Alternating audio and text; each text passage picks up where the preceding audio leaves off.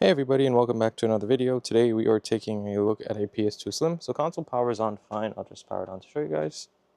It boots to the PS2 screen over there, but it does nothing beyond that. So like, if I open it up, it just does not read a disc. I'm not sure if there's something going on with the disk drive or the laser or whatever, but like if I press this, nothing happens. If I press the one in here, also nothing happens.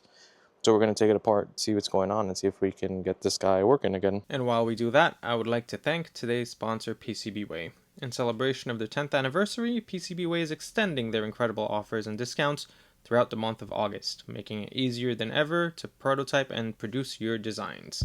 Whether you're a startup, a hobbyist, or a large corporation, PCBWay's commitment to innovation and customer satisfaction remains unparalleled. Visit PCBWay.com to explore exclusive deals, contests, and surprises that await you throughout the month of August. Don't miss out on the chance to save big and experience the quality that has made PCBWay the trusted choice for thousands of customers worldwide. Visit PCBWay today to turn your ideas into reality, where quality meets precision.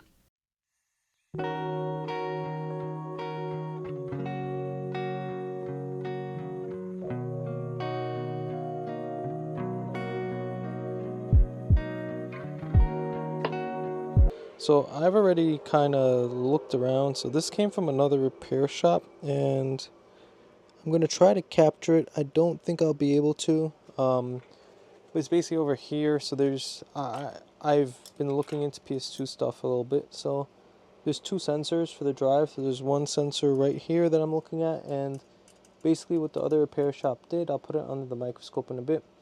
They just soldered over right here. So it's two tactile switches basically, and when it closes a loop. So like continuity wise, this would be continuous to basically make the drive go. So there's this one here that's closed, so I can't press it down, and then all the way over here in the power button area, there's one right here. So if I press this, it would be the same thing, and you can't see, but basically me pressing that should cause that to move, the drive laser. So basically what I'm talking about is, it's going to get a bit messy with the focus, but if I take my multimeter and I put it in continuity mode, once again, if you hear the beep means continuity. No beep means she dead. So if I put one lead there and one lead here, it's continuous across. And basically what that means is this loop is fine because they done killed it. So like it just, the switch is no more. Switch is rendered useless is good. And then if I come here and I do the same thing for this switch, which is going to be hard because if I was to press down on this and do the same, so like here and here, you hear it beeping already, then I press down, it should do the same. So the drive should be spinning right now, but it's not. So clearly something is afoot up in this.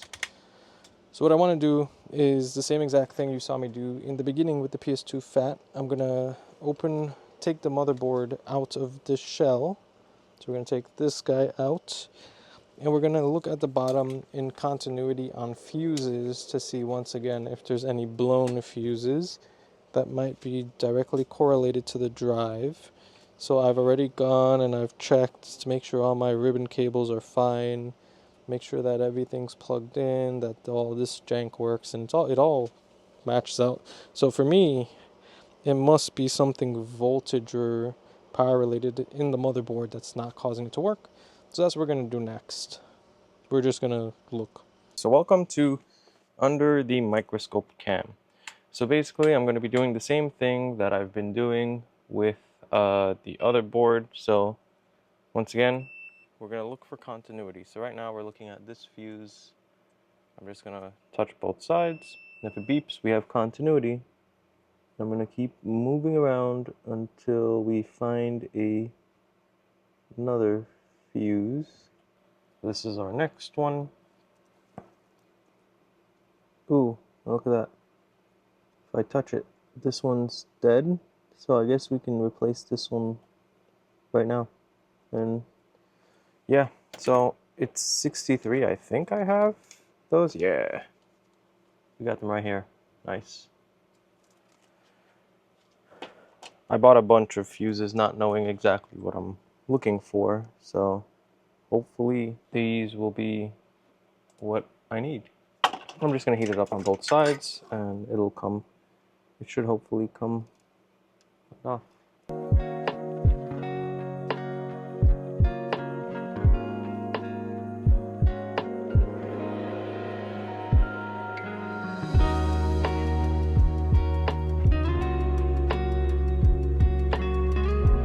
Cool. Let's see if our continuity came back. One side, one side. Ooh, look at that. We're back in business. Are there any others? There's another 63 on the other side over here. So if I flip you around, we're over here, 63. That one's fine. Over here, that one's fine. The one next to it is fine. 17. Fine. Right there. PS17. Boop. So I think I got them all. I'm gonna just keep probing around just to make sure I did. And hopefully, you know, that's it. Got it back together enough to, I think, at least see if it works. I don't see any action there. What? Oh, look at that. I saw it slightly move. I think that's a good sign. So at least it got power back there. I don't know how Slims work, so I'm gonna put in good old Indiana. Press it down. I saw it move for a second, but I don't know if I'm missing anything else, to be honest with you. What happens if we restart it?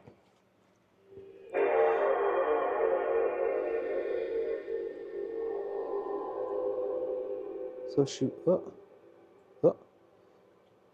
so she wants to spin. That's all I'm getting. I wonder if there's something else going on here, because clearly she does not spin more than 3 times.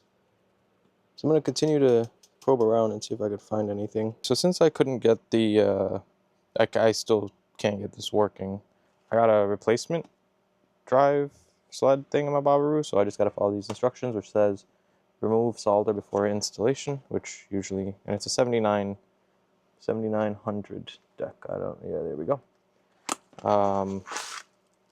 This should be, I guess, the correct one, I hope. I don't know if these guys are universal or not, as I haven't worked on many PS2s.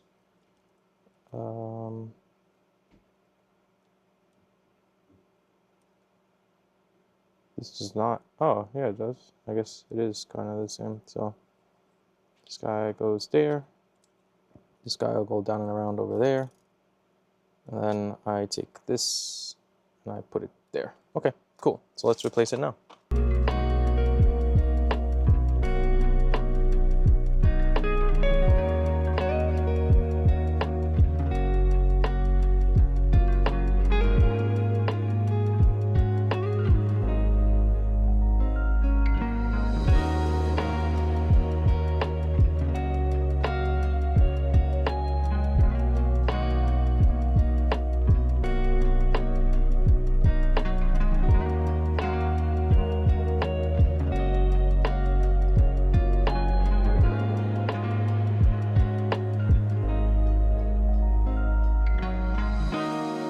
So we got it put all back together. Let's see if it'll work this time. Powering on.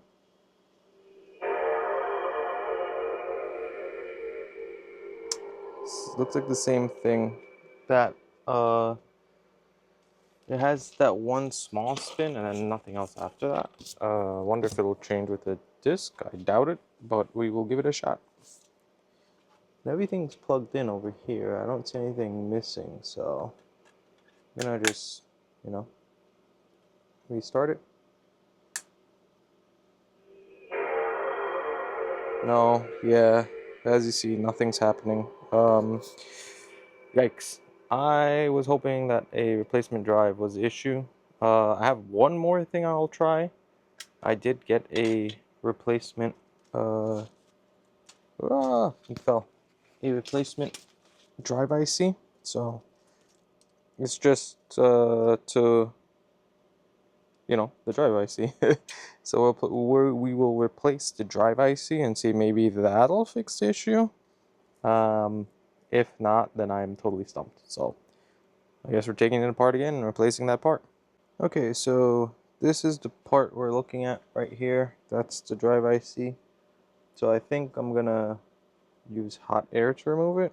I'll just add some leaded solder on both sides, heat it up, lift it off, put a new one down, and hopefully that'll fix it. We will find out together. So microscope cam, here we come.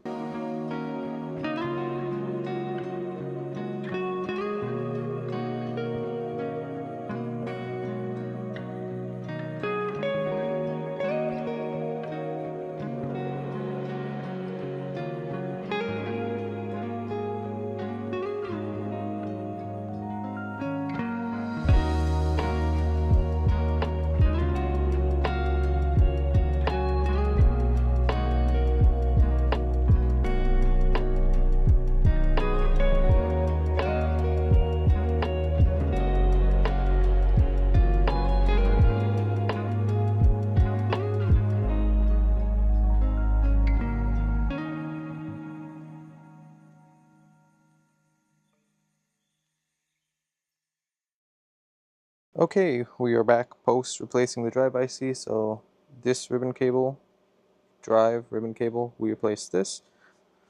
Well, let's see if we get any more action from the drive, because I don't know what else to do post that.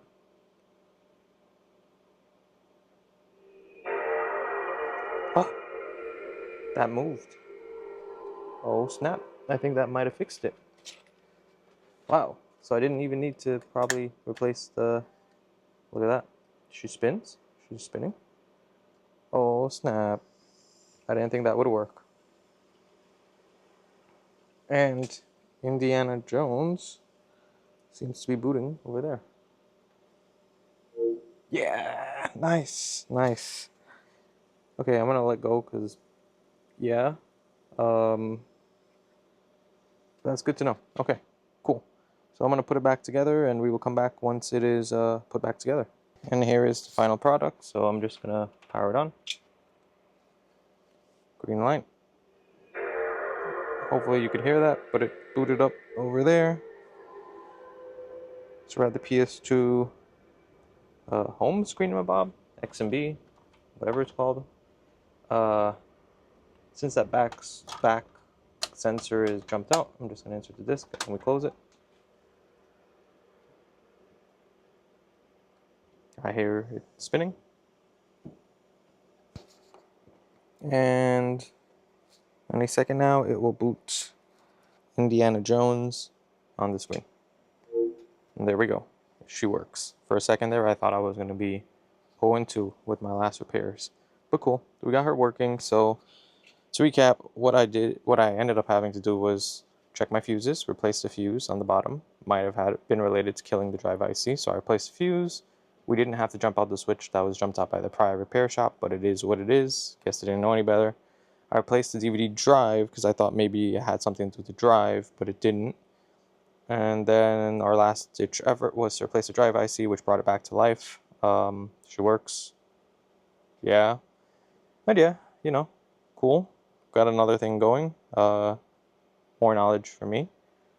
And yeah, all good.